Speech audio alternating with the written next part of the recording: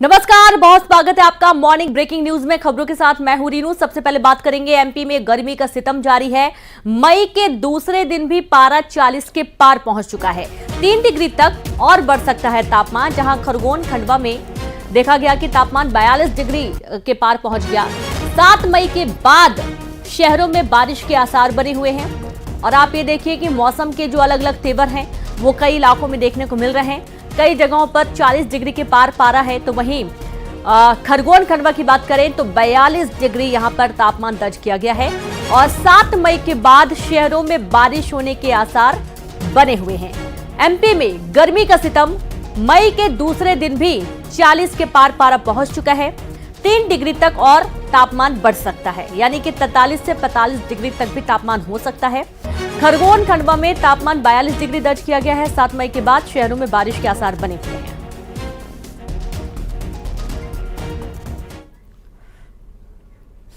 और चलिए अब आगे बढ़ेंगे, बात करेंगे बंगाल से आ रही ठंडी हवा के थमने से छत्तीसगढ़ में गर्मी का पारा चढ़ गया है। जी हां, अधिकतम और न्यूनतम तापमान में बढ़ोतरी होने लगी है। मौसम विभाग के अनुसार मौसम अभी शुष्क बना रहेगा। अगले 3 दिनों में अधिकतम तापमान में 3 डिग्री सेल्सियस की बढ़ोतरी हो सकती है। रायपुर सहित प्रदेश भर में दोपहर में तपिश काफी ज्यादा बढ़ गई है। अधिकतम तापमान में बढ़ोतरी से उमस और बढ़ने लगी है और इसके चलते लोग तरह तरीके के इंतजाम कर रहे हैं। गर्मी से बचने के लिए अलग अलग उपाय अपनाए जा रहे हैं। दरअसल बंगाल से आ रही ठंडी हवा के थमने से छत्तीसगढ़ में गर्मी का पारा बढ़ गया है। अधिकतम और न्यूनतम तापमान में बढ़ोतरी होने लगी है। मौसम विभाग के अनुसार मौसम अभी शुष्क ही बना रहेगा और अगले 3 दिनों में अधिकतम तापमान में 3 डिग्री सेल्सियस की बढ़ोतरी देखी जाने वाली है।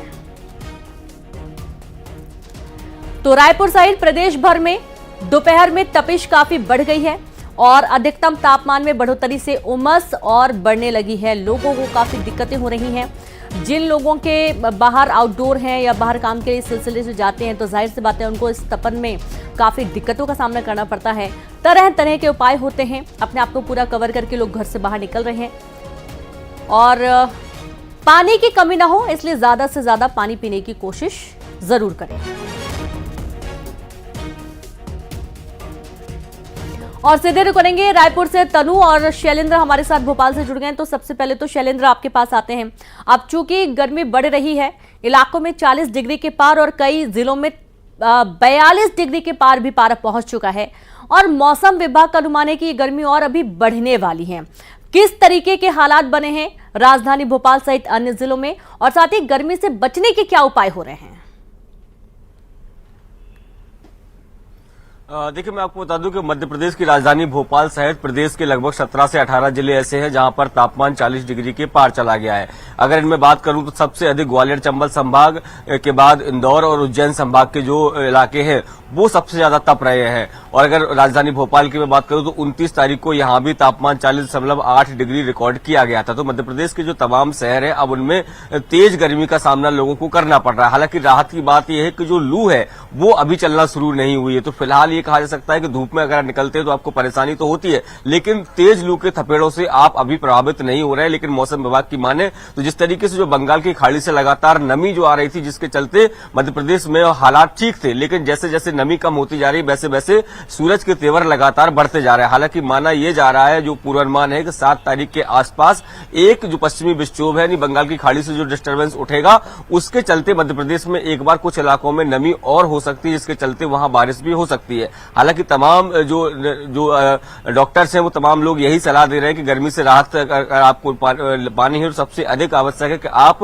पानी जो है वो समय समय पर पीते रहें और जब भी आप घर से बाहर निकले तो अपना सर जरूर ढक लें। हालांकि अभी जो लू है वो परेशान नहीं कर रही, लेकिन 40 डिग्री के आसपास जो तापमान बना हुआ है उससे जो लोग अगर आप धूप में निकलते तो आपको परेशानियों का सामना करना पड़ रहा है। तो हो सकता है कि 7 तारीख के आसपास अगर मध्य प्रदेश के कुछ इलाकों में बारिश हो जाए तो उससे कुछ राहत मिलेगी। हालांकि वो राहत बहुत लंबी राहत नहीं होगी, वो केवल फौरी राहत होगी, क्योंकि हमने पिछले सप्ताह भी देखा कि मध्य प्रदेश के कुछ इलाकों में बारिश भी हुई, कुछ इलाकों में ओलावृष्टि हुई, लेकिन उन्हीं इलाकों में हम देख रहे हैं कि अब तेज गर्मी का सामना लोगों को करना पड़ रहा है। कई इलाके ऐसे हैं जहां 42 से 43 डिग्री तापमान बढ़ चुका है और मौसम विभाग ने साफ तौर पर पूर्वानुमान जताया है कि आने वाले समय में इस तापमान में 2 से 3 डिग्री का इजाफा हो सकता है, यानी 45 डिग्री के आसपास मध्य प्रदेश के कुछ इलाकों का तापमान हो सकता है, जिसमें सबसे अधिक जो है वो ग्वालियर चंबल संभाग, क्योंकि राजस्थान से सटा हुआ ये इलाका है, सीधी हीट वेव जो है उधर से आती है। इसके अलावा इंदौर, उज्जैन, ये 3 जो संभाग हैं इनके लिए विशेष अलर्ट दिया गया है कि आने वाले समय में यहाँ पर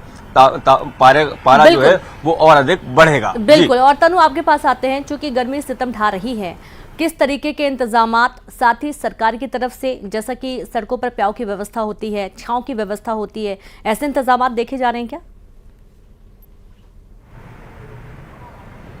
जी बिल्कुल, देखिए राजधानी रायपुर में ही सुबह से ही लोगों को चिलचिलाती धूप का सामना करना पड़ रहा है और मौसम विभाग की माने तो राजधानी रायपुर में अगले 3 से 4 दिनों तक मैक्सिमम टेम्परेचर में 3 से 4 डिग्री और बढ़ोतरी की जो है वो संभावना है। बीते दिनों राजधानी रायपुर में टेम्परेचर 42 डिग्री सेल्सियस जो है वो दर्ज किया गया है। इसके साथ ही आपको बता दूं कि छत्तीसगढ़ के 11 जिलों में टेम्परेचर 40 के पार पहुंच गया है और बीते दिनों सबसे गर्म जिला रहा है रायगढ़, जहां पर टेम्परेचर 43.9 डिग्री सेल्सियस जो है वो दर्ज किया गया है। तो देखिए छत्तीसगढ़ के 11 से अधिक जिलों में जो टेम्परेचर है वो 40 के पार पहुंच गया है। ऐसे में लगातार गर्मी जो है शीतम ढा रही है। उसके साथ ही लोगों का निकलना भी अब सड़कों पर बेहद ही कम हो गया है, क्योंकि सुबह से ही चिलचिलाती धूप का जो है वो सामना करना पड़ रहा है। इसके साथ ही सरकार की तरफ से भी लगातार बढ़ती इस गर्मी को देखते हुए प्याऊ की व्यवस्था जो है वो की गई है।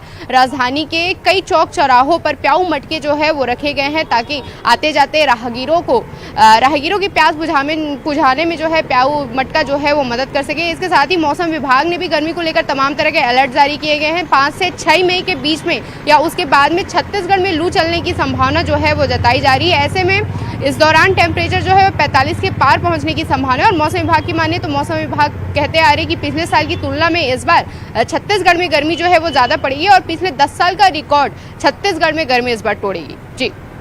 जी बिल्कुल, शुक्रिया आपका तनु तमाम जानकारी के लिए। शैलेंद्र, आप लगातार बने रहें, आगे भी आपसे जानकारी लेंगे। तो इस तरीके से आप देखिए कि गर्मी के जो हालात हैं वो उससे लोगों को काफ़ी दिक्कतें तो हो ही रही हैं। वहीं राजीव गांधी प्रौद्योगिकी विश्वविद्यालय यानी कि आरजीपीवी के 20 करोड़ घोटाले के आरोपी तत्कालीन रजिस्ट्रार राकेश सिंह राजपूत को सुप्रीम कोर्ट ने राहत दी है। सुप्रीम कोर्ट ने सशर्त अग्रिम जमानत दे दी है।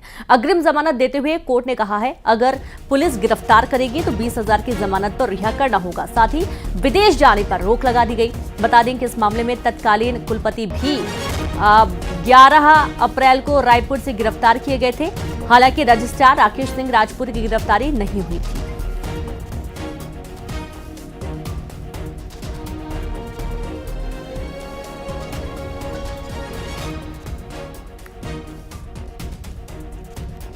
तो राजीव गांधी प्रौद्योगिकी विश्वविद्यालय यानी कि आरजीपीवी के 20 करोड़ घोटाले के आरोपी तत्कालीन रजिस्ट्रार राकेश सिंह राजपूत को सुप्रीम कोर्ट ने राहत दी है और संवाददाता शैलेंद्र जुड़ गए हैं। शैलेंद्र, आरजीपीवी के 20 करोड़ के घोटाले मामले में राकेश सिंह राजपूत को सुप्रीम कोर्ट ने राहत दी है और क्या कुछ संबंधित जानकारी है? देखिए, बिल्कुल मैं आपको बता दूं तत्कालीन रजिस्ट्रार और एक और पदाधिकारी जो कुलपति, दोनों को ही सुप्रीम कोर्ट और हाई कोर्ट की तरफ से राहत दी गई है। सुनील शर्मा, इसके अलावा अगर सुनील कुमार और इसके अलावा राकेश सिंह, दो जो मुख्य आरोपी थे, इन पर 20 करोड़ रुपए के धोखाधड़ी का आरोप था। आरजीपीवी की राशि को अपने पर्सनल खातों में ट्रांसफर करने का आरोप था और लगभग 1.5 महीने पहले राजधानी भोपाल में यह मामला दर्ज हुआ था और उसके बाद फरार आरोपियों की तलाश की जा रही, जिसमें सुनील कुमार को पिछले 11 तारीख को छत्तीसगढ़ की राजधानी रायपुर से गिरफ्तार भी कर लिया गया था। उनसे महत्वपूर्ण पूछताछ भी की गई थी और उनकी निशानदेही पर कुछ और आरोपियों की संख्या भी इस पूरे मामले में बढ़ाई गई थी। इसके अलावा मैं बात करूं, राकेश सिंह के जो रजिस्ट्रार हैं वो इस पूरे मामले में फरार चल रहे थे। उन्होंने सुप्रीम कोर्ट की शरण ली थी। सुप्रीम कोर्ट ने उनको अग्रिम जमानत दी है और साफ तौर पर यह कहा है कि पुलिस यदि आपकी गिरफ्तारी करती है तो 20,000 के मुचलके पर वो आपको रिहा कर देगी। अगर मैं बात सुनील कुमार की करूं तो सुनील कुमार को भी हाईकोर्ट ने सशर्त जमानत दी और साफ ये किया है कि आप विदेश नहीं जा सकते हैं और पुलिस जो अगर आपको पूछताछ के लिए, इन्वेस्टिगेशन के लिए बुलाएगी तो आपको वहां पर पहुंचना होगा। देखिए, ये बेहद महत्वपूर्ण खबर इसलिए है कि आरजीपीवी का जो घोटाला हुआ था कहीं न कहीं सीधे तौर पर छात्रों से जुड़ा हुआ था। तमाम जो छात्र संगठन है उनकी तरफ से लगातार इसमें प्रदर्शन भी किए गए। मुख्यमंत्री डॉक्टर मोहन यादव के आवास का भी उन्होंने घेराव किया था और उसके बाद कुछ बैंक मैनेजर, कुछ अन्य स्टाफ के साथ जो सुनील कुमार को गिरफ्तार किया गया था। हालांकि राकेश सिंह अब तक फरार चल रहे। पुलिस इस पूरे मामले की जांच में फिलहाल जुटी हुई है, लेकिन लेकिन आरोपियों को जमानत मिल गई है। इससे कहीं ना कहीं जांच को लेकर जरूर पुलिस संशय जता सकती है, क्योंकि देखिए दस्तावेज जो है वो बहुत महत्वपूर्ण होते हैं और कई दस्तावेज तो पुलिस ने अपने पास भी ले लिए थे। बैंक से जुड़ी डिटेल भी लगातार पुलिस इसमें खंगालने में जुटी हुई है। बिल्कुल, बहुत शुक्रिया आपका शैलेंद्र तमाम जानकारी साझा करने के लिए। अब देखिए कि बैंक डिटेल्स खंगाली जाएगी, तमाम दस्तावेज खंगाले जाएंगे और उसके बाद आगे की कार्रवाई होगी। वहीं धार की बात करेंगे। धार के भोजशाला में 42वें दिन का सर्वे जारी है। एएसआई के 17 अधिकारी की निगरानी में सर्वे हो रहा है और इसमें हिंदू साथ ही मुस्लिम पक्षकार भी मौके पर मौजूद रहते हैं। भोजशाला के गर्भगृह के पास स्तंभ मिला है। जी हां, गर्भगृह के पास स्तंभ मिला है। 42वां दिन है जब भोजशाला में सर्वे का काम किया जा रहा है। एएसआई के 17 अधिकारी की निगरानी में सर्वे हो रहा है। हिंदू और मुस्लिम पक्षकार भी मौके पर मौजूद हैं। भोजशाला के गर्भगृह के पास स्तंभ मिला है।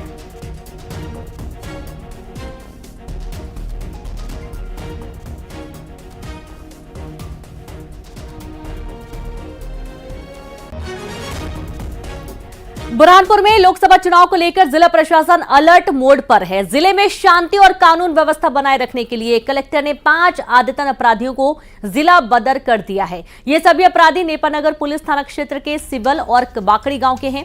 5 अपराधियों पर कुल मिलाकर 41 मामले दर्ज हैं, जो हत्या की कोशिश, बलवा और शासकीय कार्यों में बाधा जैसे विभिन्न मामलों में संलिप्त हैं।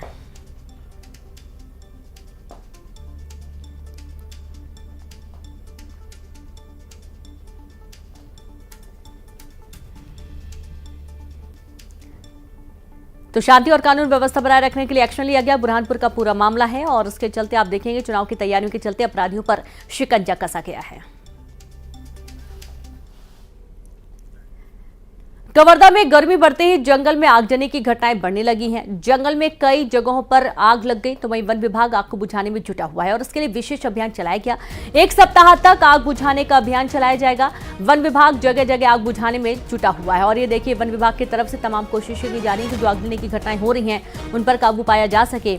दरअसल इस तरीके से कई बड़े नुकसान भी हो जाते हैं, कई जीव जंतु इसकी चपेट में आ जाते हैं, कई जीव जंतुओं की जान चली जाती है और जब आग लगती है तो चूंकि सूखे जंगल होते हैं तो आग बहुत तेजी से फैलती है और बड़ी एक जीव जंतुओं की हानि की आशंका बढ़ जाती है। हालांकि वन विभाग मुस्तैद है, गर्मी बढ़ते ही आगजनी की घटनाओं में काबू पाने की कोशिश में जुटा हुआ है।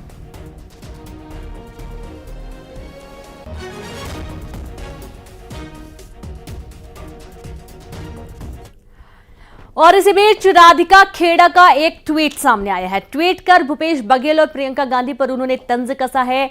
दुशील को लेकर काका का मोह एक लड़की की इज्जत से बढ़कर है, लेकिन लड़की हूं, लड़ रही हूं।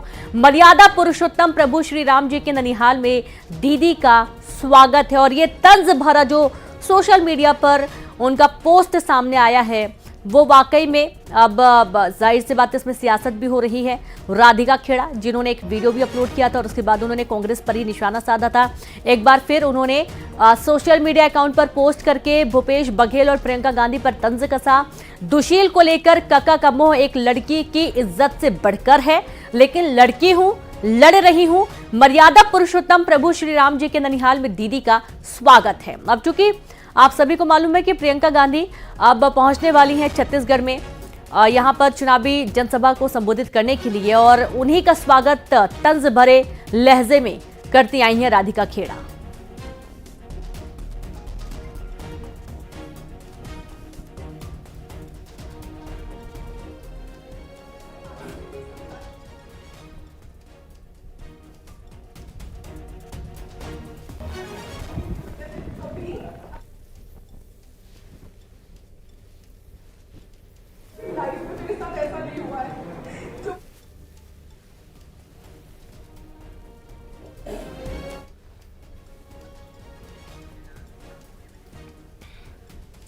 और बीजेपी से केदार गुप्ता जी साथ ही धनंजय ठाकुर जी कांग्रेस से जुड़ गए हैं। तो सबसे पहले तो हम धनंजय जी के पास चलेंगे। धनंजय जी, लगातार राधिका खेड़ा का निशाना कांग्रेस पर और अब चूंकि प्रियंका गांधी को भी आना है जनसभा संबोधित करने के लिए और सोशल मीडिया पर उन्होंने एक पोस्ट किया है जिसमें उन्होंने दुशील और कई सारे शब्दों से संबोधित करते हुए तंज कसा है।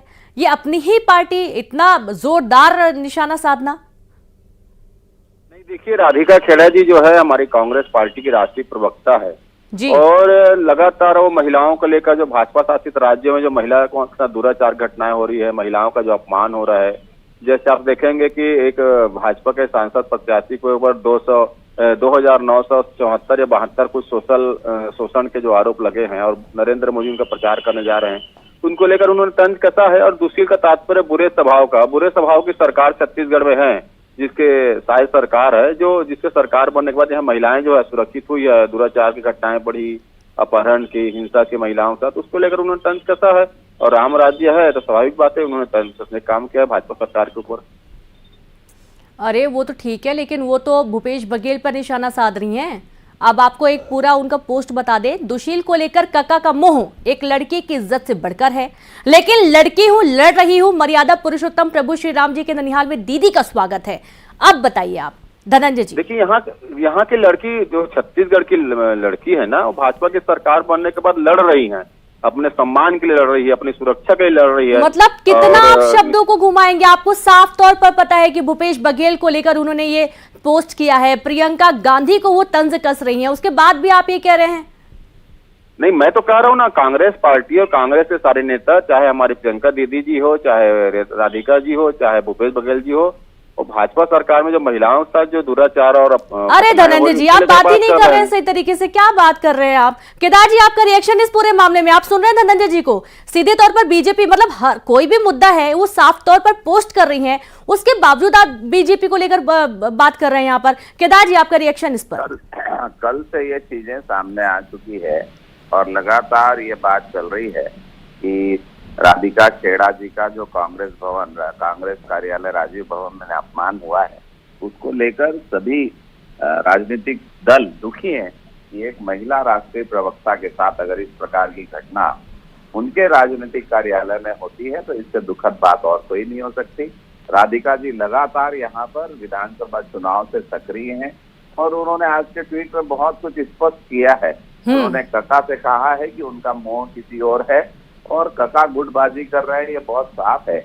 मुझे ऐसा लगता है कि कांग्रेस पार्टी का सबसे ज्यादा किसी ने अगर नुकसान पहुंचाया है तो माननीय भूपेश बघेल जी, जो मुख्यमंत्री रहते हुए जिनके कारण कांग्रेस की सत्ता चली गई और आज जिनका वर्चस्व आज भी संगठन में है, दीपक बैद जी, दोनों हाथ बंधे हुए दिखाई पड़ते हैं, उनके मुंह में ताला लगा हुआ है ऐसा लगता है, और उनकी जो पीड़ा राधिका जी की है वो ट्वीट से स्पष्ट दिखाई पड़ती है। धनंजय जी, ये जो पीड़ा है इस पर एक्शन क्यों नहीं लिया जा रहा है? क्यों? अब उन्होंने एक वीडियो भी पोस्ट किया जिसमें हम साफ तौर पर सुन भी पा रहे हैं कि उन पर वो जब तक बात करती हैं लगातार चिल्लाया जाता है और चेकआउट होने के लिए बोला जाता है। उसका एक वीडियो भी उन्होंने साझा किया। 40 साल में मेरे साथ ऐसा नहीं हुआ, मेरी इंसल्ट की गई है, साफ तौर पर बोल रही हैं, मुझ पर चिल्लाया गया, उसका उन्होंने वीडियो बनाया, मुझे चेकआउट होने के लिए कहा गया, मैं जब तक बात करती हूँ वो चिल्लाता रहता है। ये तमाम बातें सामने निकल कर आ रही है, उसके बावजूद आप बीजेपी पर निशाना साध रहे हैं। अरे मैं कह रहा हूँ उस वीडियो की कोई प्रामाणिकता है क्या? उस वीडियो में जो आवाज है क्या राधिका खेड़ा जी का है? आपके पास कोई प्रमाण ऐसा है? आप देख रहे होंगे बहुत सारे सोशल मीडिया में ऐसे वीडियो चल रहे हैं कांग्रेस नेताओं का जो भारतीय जनता पार्टी के फेक फैक्ट्री से बंद कराता है। तो भाई किसी चीज की प्रामाणिकता आपके पास है क्या? पहली बात। दूसरी बात, मैंने कहा ना कि दुशील का मतलब होता है बुरे स्वभाव का, और छत्तीसगढ़ में जो सरकार है उसका स्वभाव महिलाओं को लेकर कितना बुरा है इस विषय में उन्होंने ट्वीट की है। और जिस प्रकार से नरेंद्र मोदी जी बिल्कुल कांग्रेस पार्टी के परिवार की लड़ाई है, लेकिन छत्तीसगढ़ की सरकार बुली है। बहुत सही सर, बहुत शुक्रिया हमसे जुड़ने के लिए, बातचीत करने के लिए। और यहाँ पर एक छोटे से ब्रेक के लिए रुकेंगे, जल्द लौटेंगे। अगर आप पहले 2 फेजेस को देखें और इसकी चर्चा काफी चल रही है कि वोटर टर्नआउट थोड़ा लो रहा है, कुछ स्टेट्स में 5-6% भी नीचे रहा है वोटर टर्नआउट, तो 400 पार का आपका नारा है, 370 भारतीय जनता पार्टी, तो क्या गाड़ी पटरी पे है?